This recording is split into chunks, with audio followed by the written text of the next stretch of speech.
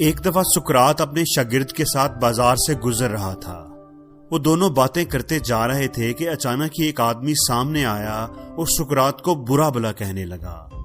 وہ آدمی غصے سے لال پیلا ہو رہا تھا اور مسلسل سقراط کے ساتھ اول فول بک رہا تھا۔ سقراط اس آدمی کی باتوں کا کوئی جواب دیے بغیر مسکراتے ہوئے اس کے پاس سے گزر گیا۔ سقراط کو مسکراتے دیکھ کر وہ اور غصے میں آ گیا اور سقراط کو گالیاں نکالنے لگا۔ نہ صرف سقراط کو بلکہ اس کے خاندان کو بھی برا بھلا کہنے لگا۔ یہ سب ہونے کے باوجود بھی سقراط مسکراتے ہوئے آگے بڑھتا رہا۔ جب اس آدمی نے دیکھا کہ میری باتوں کا سقراط پر کوئی اثر ہی نہیں ہو رہا تو وہ منہ ہی منہ میں بڑبڑاتے ہوئے ان کے راستے سے ہٹ گیا۔ اس آدمی کے جاتے ہی شاگرد نے سقراط سے پوچھا کہ آپ نے اس آدمی کی باتوں کا جواب کیوں نہیں دیا؟ اور تو اور آپ مسکراتے رہے، کیا آپ کو اس کی کوئی بات بری نہیں لگی؟ کیا آپ کو اس کی باتوں سے دکھ نہیں ہوا؟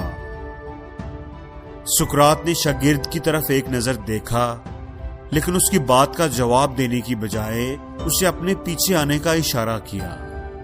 شاگرد خاموشی سے اس کے پیچھے چلنے لگا۔ وہ دونوں چلتے چلتے سقراط کے گھر تک پہنچ گئے۔ شاگرد کو باہر رکنے کا اشارہ کر کے سقراط اندر چلا گیا۔ تھوڑی دیر بعد وہ واپس آیا تو اس کے ہاتھ میں ایک میلا سا بدبودار تولیہ اور کچھ کپڑے تھے جو لگتا تھا کہ کسی کچرے کے ڈرم سے نکالے گئے ہیں۔ سقراط نے وہ تولیہ شاگرد کے ہاتھ میں تھمایا اور بولا کہ یہ لو، اس سے اپنا ہاتھ منہ صاف کر لو اور یہ کپڑے پہن لو۔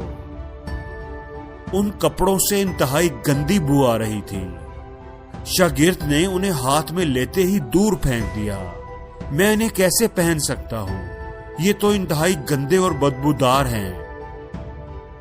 سقراط نے کہا کہ جس طرح تم ان میلے بدبودار کپڑوں کو قبول نہیں کر سکتے، بالکل اسی طرح میں بھی کسی کے بدبودار الفاظ کو کیوں قبول کروں؟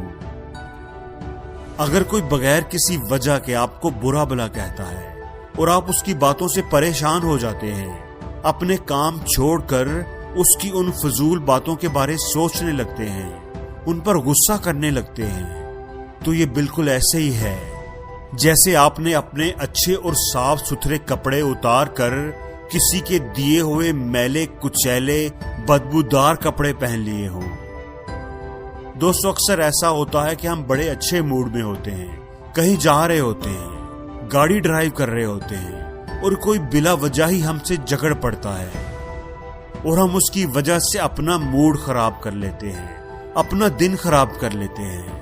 ہم جو کر رہے ہوتے ہیں اسے بھول کر اس آدمی کو ڈسکس کرنے لگ جاتے ہیں، ان کے رویے پر دکھی ہوتے رہتے ہیں۔